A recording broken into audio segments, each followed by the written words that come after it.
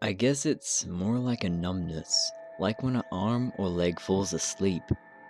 Whenever I move, there's a disconnect. It feels like my limbs aren't mine, like I'm controlling a marionette version of myself from somewhere far off. What about when you try to touch something? He asked. If I try to touch anything, Her hand went up to his face. A thin trail of blue tailed behind it, an apparitional aura. I feel nothing. He imagined her hand would have felt cold on his skin, but just like her, he did not feel anything. He had so many questions he wanted to ask, but his mind couldn't form a cohesive one. How are you? Did you, She interrupted his rambling. I understand you're curious, but how I'm here doesn't matter. I came to take you away from this place. He looked around his room. His bed sat in the corner, and his stuffed bear, Mr. Turner, was currently lying on a floor next to it. A shirt hung on the closet door handle. That was the entirety of the space. He never realized how empty it was, till an opportunity arose to leave. The walls were a plain color, and the floor was wood. Unlike the ghost's touch, it was ice cold on his bare feet. Now, feeling like he was doing something wrong, he whispered, "Why?" Because that man doesn't know how to care for you on his own. "He's my father. I mean, he's our father. I can't." And because he hits you. Every kid gets punished by their father. No, not how he does it. Don't defend him. He felt tears try to escape from his eyes, to wet his face with the memory of horrible beatings his father had dealt him.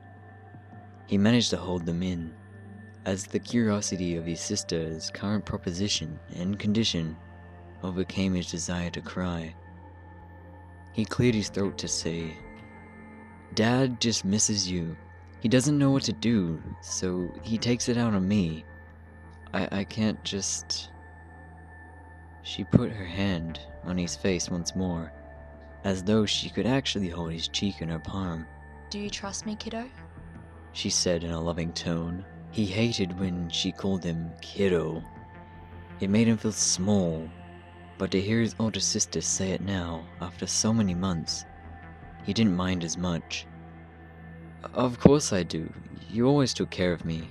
And I plan to keep taking care of you. Come on, grab Mr. Turner and let's go. He went to pick up his bear, then approached the window where she now floated.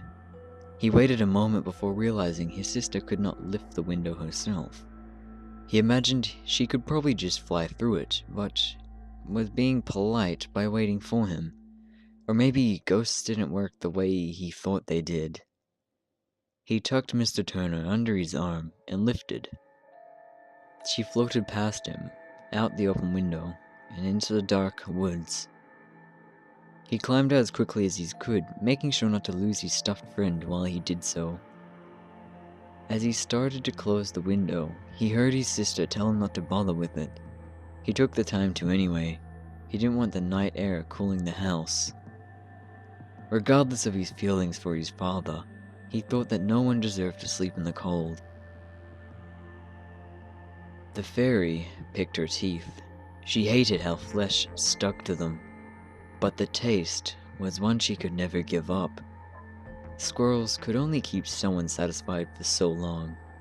It motivated the creature to work on her projection skills. It took a lot of fungi and floral growths to cultivate a convincing effect, but she had pulled it off. The perfect spell.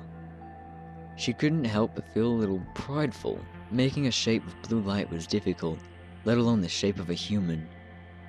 Adults had better flesh, but children were easy to trick. Children who had suffered a loss, even easier. "Yes, go down to the dark hole, child. It's safe. You can be safe." The fairy laughed, then proceeded to wipe some blood off her lips. She used her sickly, thin fingers to finish scraping away the skin and the blood that was drying on her needle-like dental work. She stared at the stuffed bear that lied next to the boy. She murmured some words under her breath. and the toy burst into flames. This brought out another laugh. Her long wings lifted her off the ground as she mentally prepared a list of ingredients. When she had lured the sister into the woods, she had no idea how fruitful it would be. A whole family, struck by tragedy. Sadly, only one adult. Regardless, all this flesh. The father would be weaker now. She would study him, like she had the boy. She was full now, so she could wait. She was ready to prepare again. Hey guys, that was another creepypasta called I Came to Take You Away from This Place. A little bit of a weird twist, to be honest, and a little bit creepy and kind of sad too. But nonetheless, let me know what you thought of it in the comments below. I'd love to hear your thoughts. If you liked it, please leave a like. If you disliked it, dislike it. Subscribe to support this channel, share this video around to give your friends a scare, and as always, thank you so much for watching.